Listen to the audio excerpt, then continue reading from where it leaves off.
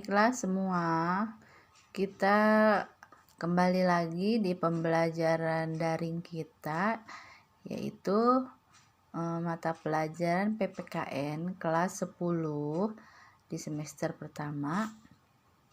Di pertemuan kedua ini, kita akan membahas yaitu kedudukan dan fungsi Kementerian Negara Republik Indonesia dan lembaga pemerintahan non-kementerian. Ya, adapun sistem pemerintahan yang dianut oleh negara kita adalah sistem pemerintahan presidensial. Dalam sistem presidensial, kedudukan presiden sangat kuat karena ia merupakan kepala negara sekaligus sebagai kepala pemerintahan. Dengan demikian, seorang presiden mempunyai kewenangan yang sangat banyak. Ya, contohnya kan sudah kita bahas sebelumnya, yaitu presiden itu kewenangannya, contohnya dia membuat aturan. Yang sering kita dengar adalah Kepres, keputusan presiden. Ya. Dan keputusan Presiden Indonesia atau disingkat Kepres adalah norma hukum yang bersifat konkret, individual, dan sekali selesai. Secara umum, keputusan-keputusan presiden bersifat mengatur. Jadi benar-benar aturan. Kewenangan Presiden Republik Indonesia menurut Undang-Undang Dasar Negara Republik Indonesia tahun 1945. Presiden sebagai kepala negara. Ya. Di sini presiden mempunyai kewenangan itu memegang kekuasaan yang tertinggi atas angkatan darat, angkatan laut, dan angkatan udara. Dan ini buktinya ada pada pasal 10. Yang kedua, menyatakan perang, membuat perdamaian dan perjanjian dengan negara lain dengan persetujuan DPR. Ini dapat kalian lihat ada pada pasal 11 ayat 1.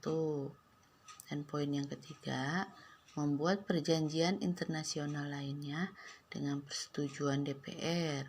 Dapat kalian lihat ada pada pasal 11 ayat 2. Dan satu lagi, kewenangan presiden itu sebagai kepala pemerintahan. Di sini Ibu ambil 3 poin juga.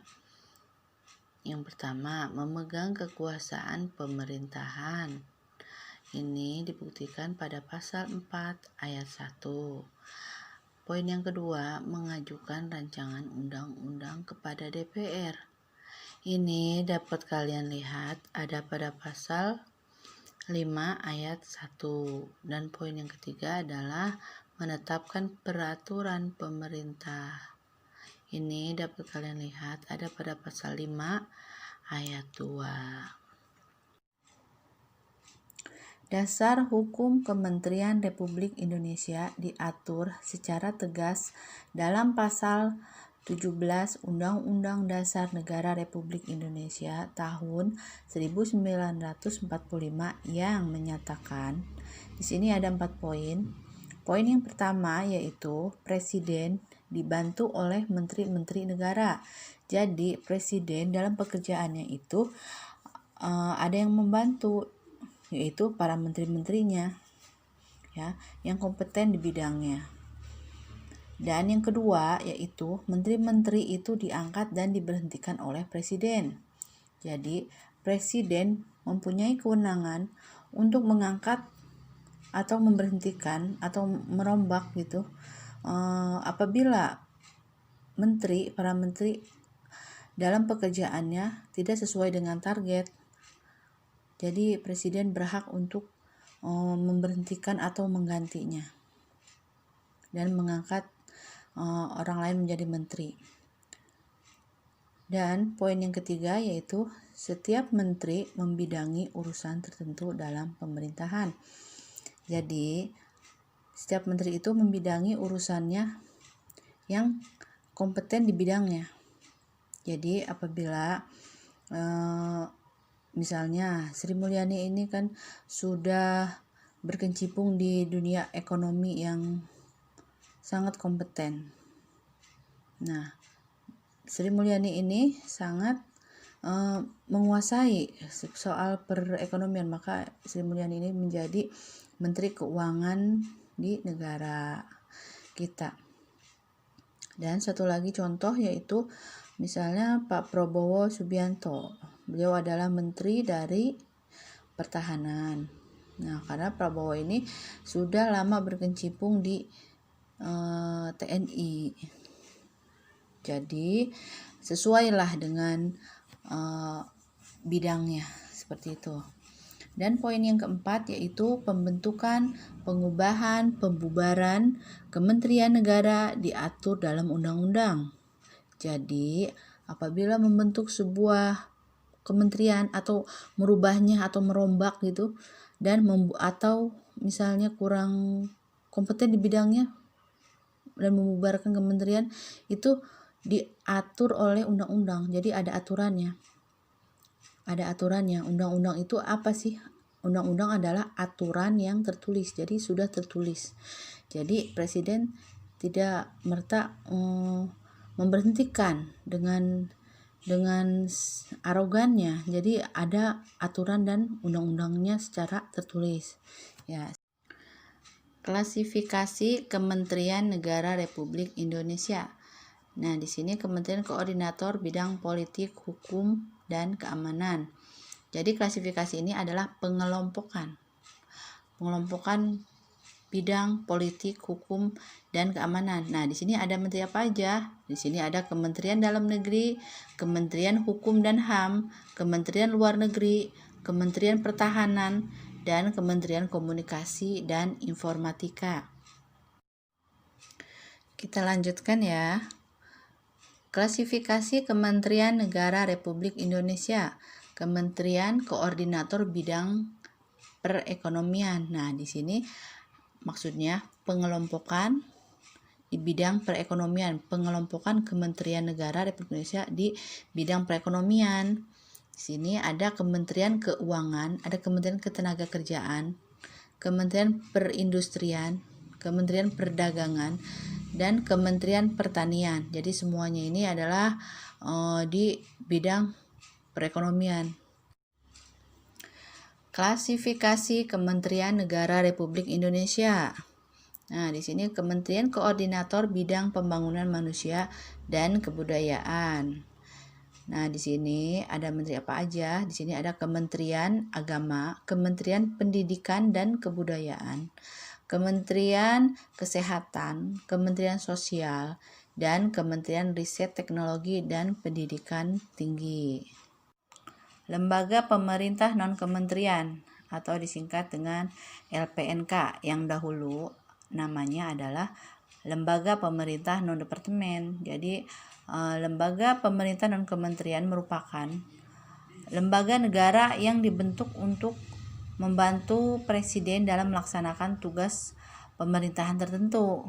Jadi selain kementerian, di sini ada non-kementerian yang tugasnya adalah membantu dari pekerjaan atau tugasnya presiden, ya.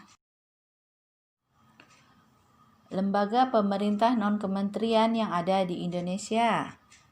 Nah, ini adalah ada beberapa contoh, yaitu Badan Intelijen Negara atau BIN, ada lagi Badan Kepengawasan Negara atau BKN di bawah koordinasi Menteri Pendayagunaan Aparatur Negara dan Reformasi Birokrasi. Nah, ada lagi Badan Narkotika Nasional atau BNN.